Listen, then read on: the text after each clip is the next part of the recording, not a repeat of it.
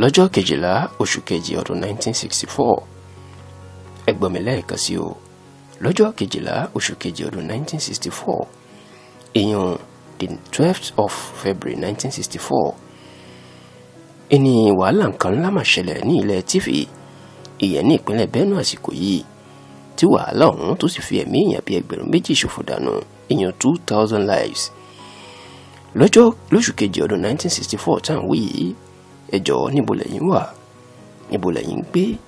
ọmọ ọdún mélòó lẹ́yìn abẹ́yìn ò tí ì dáyé ni kó tó dásìkò tá à ń wí yìí àwọn wàhálà kan ti ṣẹlẹ̀ nílẹ̀ tífì tó fi ọ̀pọ̀ nǹkan ṣòfò tó sì jẹ́ pé nítorí wàhálà tó fa àwọn dúkìá ṣòfò yìí ló jẹ́ kíjọba Nàìjíríà lábẹ́ Alhaji Tafawa Balewa ní kí àwọn ọkùnrin ilẹ̀ tífì kí a máa san sílè 5.5 kódà ẹ̀wọ̀n oṣù 6 ní fún ẹni tí kò bá san ìyẹn owó orí là ń sọ nípa èyí o owó orí yìí kò wá papọ̀ mọ́ sílè 4.5 táwọn ọkùnrin san tẹ́lẹ̀ o tí gbogbo owó orí tí wọ́n ní kí wọ́n máa san tó sì kù díẹ̀ kó pé sílè 10 nígbà náà èyí gan làwọn aráàlú ti fi ní Benue yarí sí tí ọ̀rọ̀ sì di wàhálà nígbà tí wọ́n bẹ̀rẹ̀ ìfẹ̀hónúhàn ìgbàgbọ́ ọ̀pọ̀ àwọn ọmọ tífì ni pé ìjọba Balewa tó jẹ́ ti ẹgbẹ́ òṣèlú NPC ó mọ̀ọ́mọ̀ fẹ́ fìyà jẹ àwọn nípasẹ̀ àfikún owó orí tí wọ́n ṣe ni o nítorí pé àwọn ẹ̀yà tífì àtàwọn ará àárín gbùngbùn orílẹ̀-èdè yìí wọ́n kórìíra ẹgbẹ́ òṣèlú NPC tó sì jẹ́ pé ẹgbẹ́ òṣèlú United Middle Belt Congress UMBC ni wọ́n ń ṣe nígbà náà níṣẹ́ làṣíwájú ìran Yorùbá olóyè Ọbáfẹ́mi Awólọ́wọ̀ tó jẹ́ aṣáájú ẹgbẹ́ òṣèlú Action Group òun ṣe àṣepọ̀ ńlá pẹ̀lú ẹgbẹ́ òṣèlú UMBC táwọn wí yìí o ṣùgbọ́n o ẹgbẹ́ òṣèlú NPC tó jẹ́ tàwọn Haúsá àti NCNC tó jẹ́ tàwọn Ìgbò àwọn ni wọ́n jọ ń ṣàṣepọ̀ o lásìkò tí ẹgbẹ́ òṣèlú Action Group lábẹ́ Awólọ́wọ̀ tó jẹ́ ẹgbẹ́ òṣèlú àwọn Yorùbá àti UMBC tí wọ́n jọ ń ṣe àṣepọ̀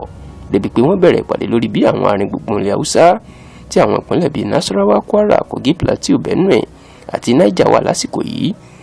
yóò ṣe kúrò láwa àwọn Haúsá àti Fúlàní inú mà ti ń bí àwọn Haúsá tí wọ́n sì ń wá gbogbo ọ̀nà láti fi gbẹ̀san lára wọn èyí gan ni wọ́n ló bí àfikún owó orí tí wọ́n ṣe lọ́dún 1964 yìí tí àwọn ará Benue tí wọ́n sì bẹ̀rẹ̀ sí ní fi ẹ̀hónú hàn lásìkò ìfẹ̀hónú hàn yìí àwọn ọlọ́pàá bíi 6 tíjọba rán lọ sí Benue láti dáwọ́ ìwọ́de náà dúró ni wọ́n máa pa nípakúpa ọ̀rọ̀ ìgan ló di wàhálà ńlá táwọn ọlọ́pàá sì kógun la wọ ilẹ̀ tífì ìyẹn ní Benue àfikọ́ Ọlọ́run má ṣe jẹ́ ká irú ìṣẹ̀lẹ̀ burúkú yìí mọ́ ni o nítorí ogun gidi ńlá ní ìṣẹ̀lẹ̀ tá à ń sọ yìí o tí òbítíbitì ẹ̀mí àti dúkìá tó sì ṣòfò dànù gbogbo àwọn agbègbè bíi Boroko, Udeyi, Ugba, Seva àti Zaki Biam ní Benue ní wà láàrin àwọn ọlọ́pàá àtàwọn aráàlú ìdè o táwọn ọlọ́pàá sì pa púpọ̀ nínú àwọn ẹ̀yà tífì nígbà tí ọ̀rọ̀ náà yóò túbọ̀ lé sí níjọba tí olórí ẹgbẹ́ UMBC tó jẹ́ aṣíwájú àwọn tífì ìyẹn Joseph Taka ni wọ́n máa ti ọkùnrin náà mọ́lé tí ọ̀rọ̀ ọ̀hún sì túbọ̀ di wàhálà ńlá ó gba ọ̀pọ̀lọpọ̀ wàhálà àwọn sójà láti dá wàhálà yìí dúró nítorí àwọn ni wọ́n kó lọ síbẹ̀ láti paná wàhálà náà ṣùgbọ́n kò dé ní ẹgbẹ̀rún 2 ẹ̀mí èèyàn tó bá wàhálà ọdún 1964 yìí lọ ẹ̀yin akẹ́kọ̀ọ́ bí ẹ bá gbọ́ tí wọ́n ń sọ pé wàhálà tífì ọdún 1964 ìyẹn Tiv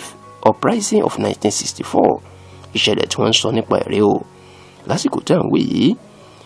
láwọn àárín gbùngbùn ilẹ̀ Haúsá ni wọ́n ti ń ja ìjàngbara láti kúrò lábẹ́ àwọn Haúsá àti Fúlàní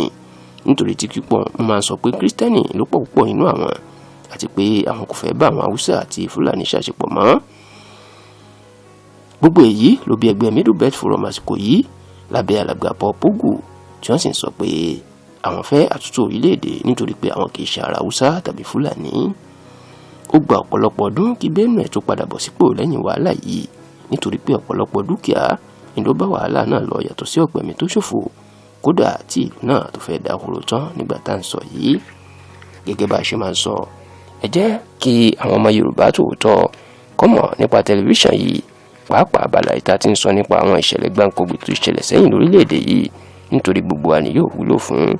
lágbára Olúwa ọ̀sẹ̀ tó ń bọ̀ látò pàdé nígbà tá a bẹ̀rẹ̀ tá a tún mú ìtàgbà ìṣẹ̀lẹ̀ gbáǹkọ́gbì míì tó ti omi orílẹ̀‐èdè títí sẹ́yìn wá fún yín títí dọ̀sẹ̀ tó ń bọ̀ ilé òní ní wa ọ̀nà òní nà wá o ó dàbọ̀.